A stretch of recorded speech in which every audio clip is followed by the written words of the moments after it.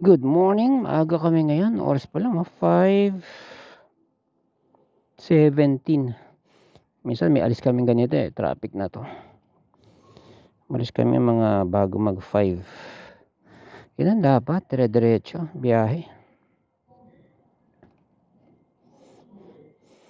Pare ng walang goli. Basta't walang traffic. Uy, si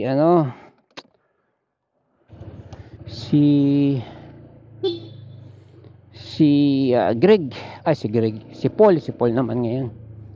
Hindi pa nagpupunta, hindi sumagot, hindi nag-reply, pero nag-seen, 'di ba? Kasi ganito 'yan, nung nag-ano kami, paalam lang tayo. Nung kakabit na ng mga parts, yung fuse, yung lahat. Turns out na nasunog ni Greg yung signal light. So, kasi yun ang purpose, pinapunta niya si Paul Sabi niya, paganahin mo to lahat, sabi niya. Yung usapan namin ni Paul, paganahin mo lahat. Dahil nga, gumagana yan. Battery lang problema niyan. Hindi na pagana kasi nga, basta yung signal light. Tapos sabi ko, paano yung bayad nito? Kasi order pa online. Bayaran ka na ng buo ngayon o dapat di ko na tinanong Dapat sinabi ko, baka pwedeng ganito muna ibayad ko. Yun ang nasa isip ko. Pero nag-insist siya na bayaran mo na ang buo. Ako, alam niyo naman ako, hindi pala away. Pag sinabi niyang bayaran mo ng buo, okay. Pero nung bago ko iabot yung bayad, una kong sinabi, baka hindi ka na bumalik. Pag nabayaran na kita, hindi, babalik ko. Balik nga ako ngayon gumanon siya. Pero yung unang punta tsaka pangalawang balik, parehas may bayad yun. Ngayon sinasabi niya na libre ko na yung yung signal light. Wala nang bayad, sabi niya libre. Dapat lang kasi nga kasama yun sa usapan na aayusin. Pero syempre, babalik siya. Another araw yun. Kaya si teacher nag-aano sa akin, sabi, ba't mo bayad ka ng bayad, di pa nang tapos yung trabaho. Yan nag-aano si teacher sa akin. Usapan namin Sabado di siya pwede. Sabi niya linggo na lang. Linggo hindi na siya sumagot. Alam niyo pag linggo yung mga sabadista, hindi so hindi siya nagre-reply ng linggo, nagsisin siya tapos hindi siya nagre-reply. Ayos din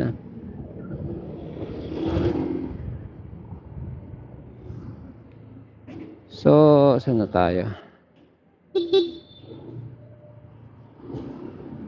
Pagmamatigasan yung dalawa. Yung katulad yan binusinahan ko lang. Kung pasagulero ako, bubusinahan ko yung matagal, maninigaw ako, di ba? Oy, siya, di ba? Pinalaki akong magulang ko na wag ganun. Kasi mahirap daw sa kulungan. Dali makipag-away, pero yung bugso ng damdamin mo nakapatay ka, habang buhay mong pagsisisihan. Mapatay ka, masaksak ka, mabaril ka, etc. Ang problema, mapupunta ka doon sa tribo ng inaabuso. Kahapon nga merong si Dwayne, merong quote si Dwayne, whether it's true or not, sabi niya gano'n. Hindi ka tagalogin ko na lang Hindi ko pinagsisisihan yung mga pagkakamali ko sa buhay. Sabi niya. Pinagsisisihan ko yung mga taong ginawan ko ng mabuti pero hindi pala dapat. Di ba? Kahit si Dwayne merong ganong experience.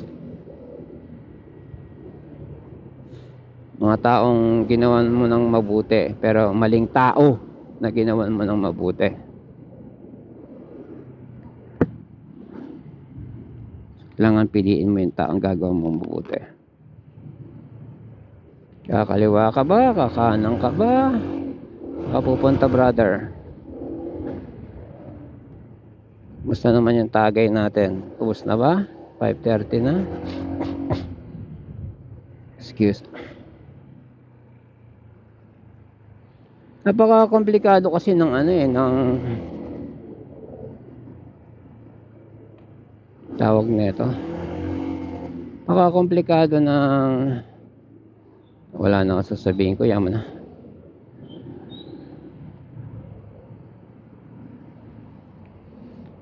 Pagkaraming gastos ngayon.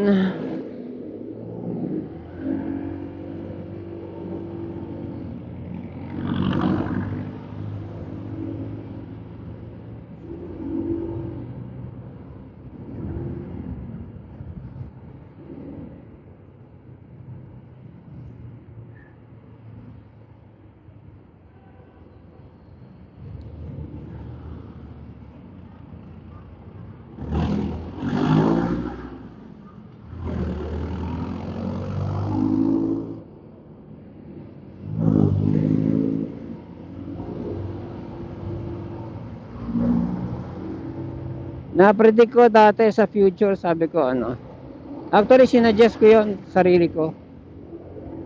Sabi ko maganda yung ating transport system, kahit maliit, aircon, pero may space pa rin for stuff. Aircon such a way na yung mga tao ayaw pawisan. Ba, naka-Amerikano ka, meron kang meeting, ganyan.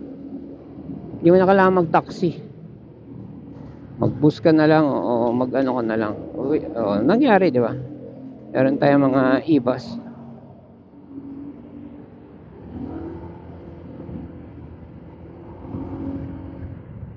Kailangan maging comfortable yung ating transport system para ma-encourage ang tao na mag-commute.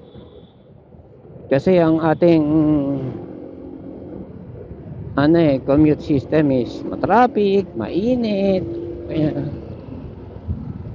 Kaya matraffic kasi puro de kotse, nag-iisa, dalawa, de kotse.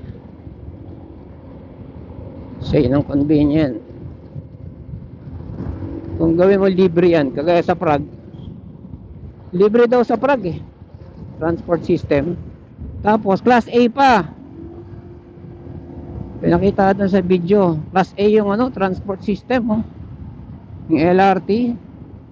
Ganda, syempre mayaman yung bansa, so ganda yung ganda yung kanyang tren, upuan, yung station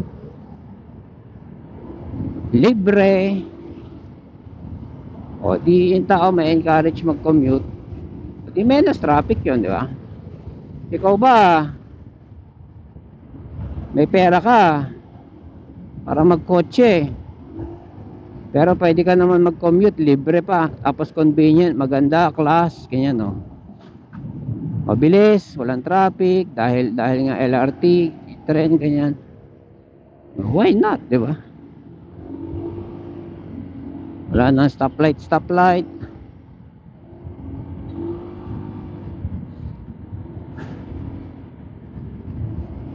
Kasi kagaya sa atin sa Metro Manila na densely populated na, why? Andito ang trabaho,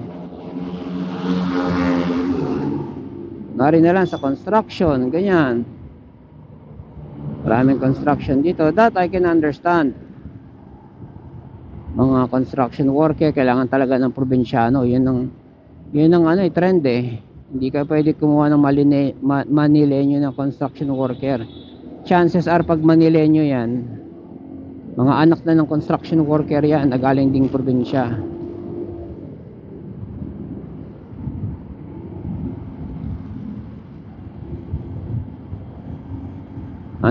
Basta yung mga trabaho na marami dito sa Metro Manila, dinadagsa from probinsya. Ito na suggestion ko, tanggalin na yung provincial rate. Tanggalin na yan, provincial rate. Bakit? Ine-encourage mo lang na magpunta sa syudad mga tao eh. Sabi, hindi naman ganun kalaki yung ano, yung kita ng provincial city. O di manghihi sila sa gobyerno, kongreso, kanino man, para hindi naaalis yung mga nasa probinsya.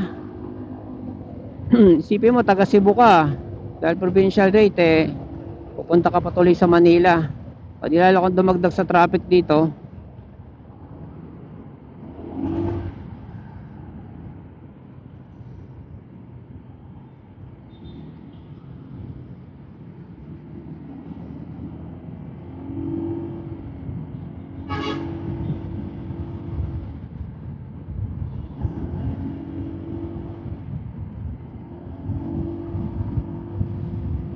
Yung habit ko sa Quezon, na lagi nakapatong yung daliri ko sa preno, nadala ko dito sa Honda. Kaya pag may emergency brake, hindi na ako kakapaan ng preno eh. Pipisil na lang. Lagi yan, dalawang daliri sa preno nakapatong.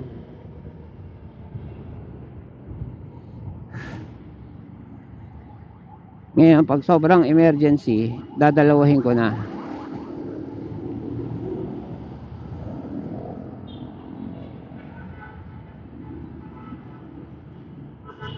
Mas malakas yung preno sa harap eh.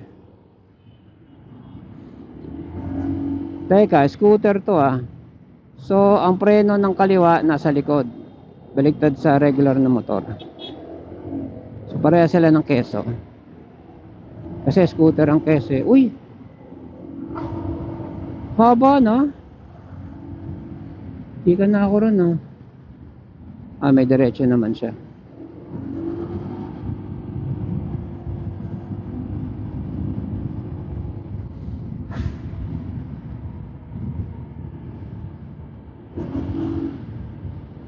Yung mga nagta-traffic na yan,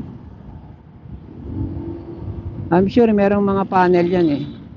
Ano magagawin natin dito? Lagi may aksidente rito. Lagyan natin ng barrier.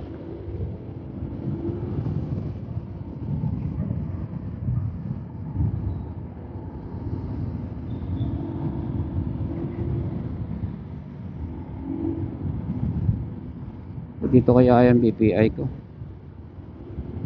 Yan na mag-withdraw. Sakay ko ng bike. Doon na ako sa ano.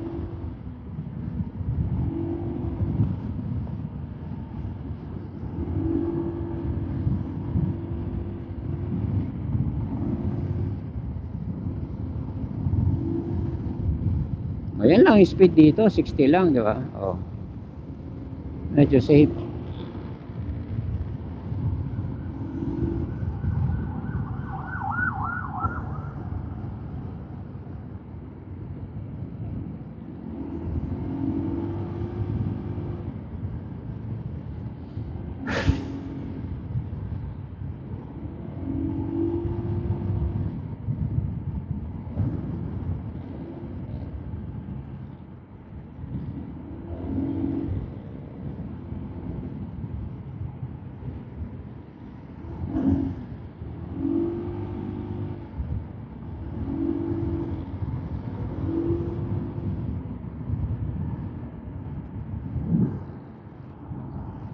Laking menos sa bangga ng hangin yung wind visor na to, totoo lang.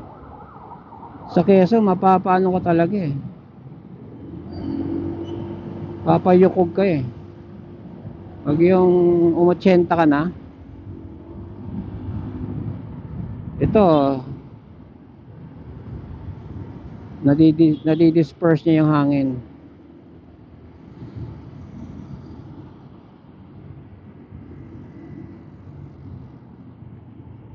I think nandiyan na yung mga in-order ko. Pag nandiyan na yung may mga Shopee bag ako doon sa bahay, hindi ko pa nabuksan. Pag nandiyan na yung ano ba 'yon? Panlinis ng ano, panlinis ng windshield. Ng ano, binili ko ba 'yon? Basta may bully yung rubbing compound, try ko konti lang. Tingnan ko kung matanggal ko to. Kung hindi, try ko ulit yung ano, yung sa WD-40. WD-40 kinalat niya lang kasi. Visit. Hindi naman niya natanggal eh.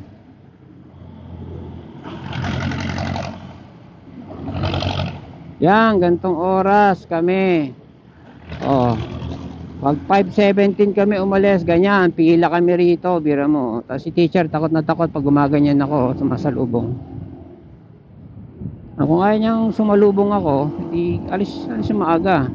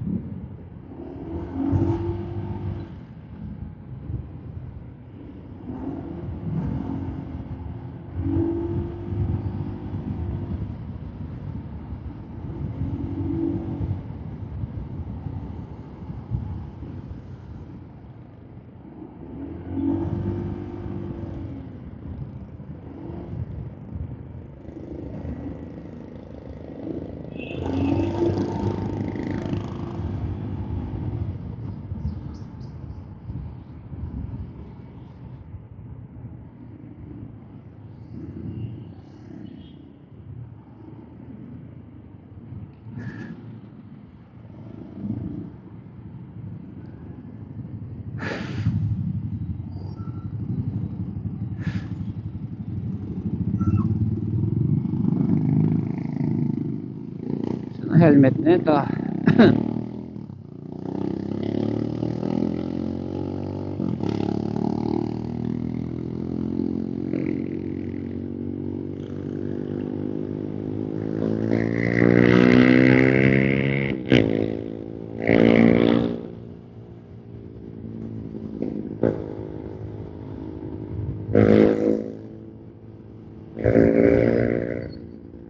Si Adobo Moto, asar na asar sa Gixxer.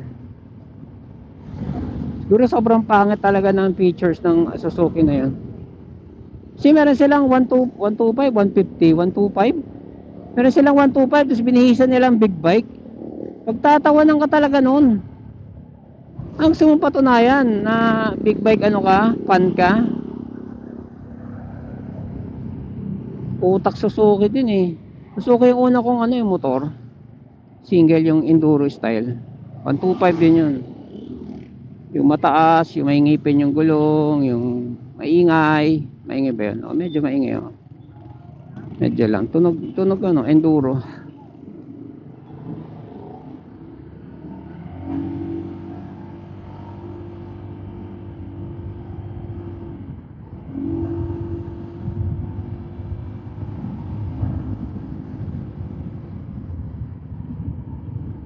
So, pag uwi, magsasaing.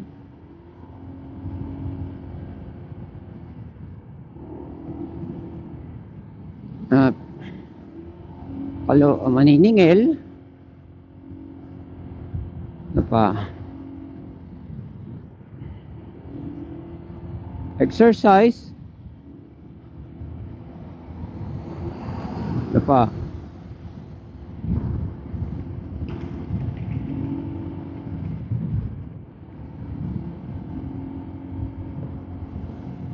Try ko ikabit yung mga ano rito sa motor, yung mga pinamili ko. Yung top box, binilang ko ng ano, ng dampener. Galing na pang kotse. Malalaman ko kung anong itsura niya. Kasi nawala na yung kalampag sa ano eh, sa ilalim eh. Yung kalampag na lang ng ano, ng mismong takip, mismong pansara. So meron akong dampener na square rubber na pahaba na may adhesive. So subukan kong ipaikot sa kanya. Ayun oh, tumutunog. So tingnan natin kung e-epekto. Woo!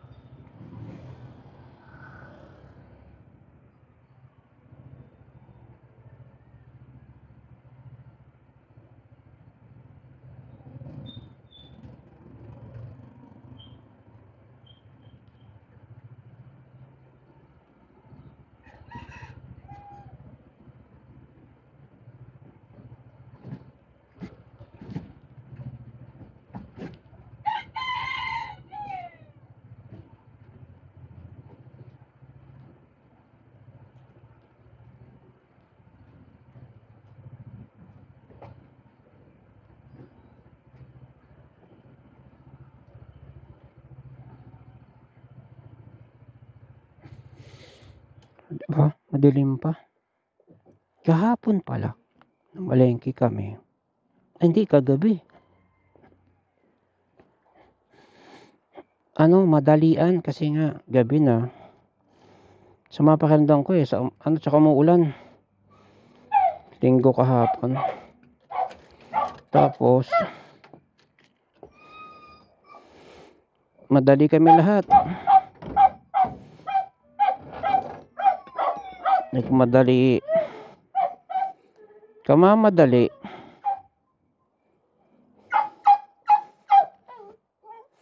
Na iwan kong naka-on yung motor.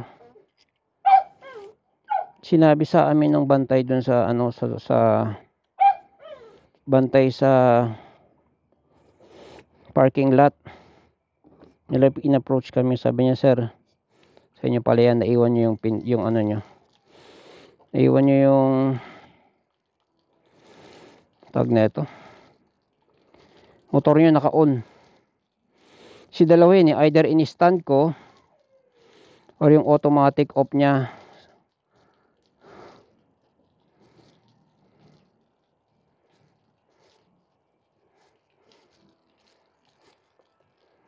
Sipin yun, naiwan ko naka-on. Sayo kay teacher, iwasan na natin yung yung masyadong nagmamadali. Kasi yan ang resulta niyan. Madali kami kasi baka wala nang abutan, gagabi na. Anong oras na kami anong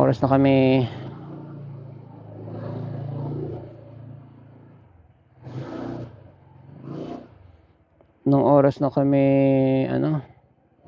umalis.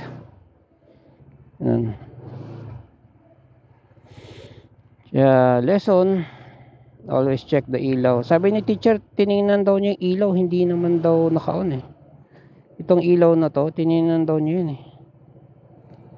well, sinabi ng pulis kung sino man siya, sinabi niya naka-on daw in-off niya, tapos nilak pa niya yung manibela. So marunong siya. Ang tanong ko ganito, mamaya testingin ko yan. Kapag nasa akin yung susi, kasi naka-remote susi nito kapag nasa akin ba yung susi, naiwan ko naka-on at pinaandar niya, hanggang saan niya makakarating or mai-start pa niya yan? Mga tanong ko, testingin ko yung mamaya. Ayun lang. See you later, alligator. Bye.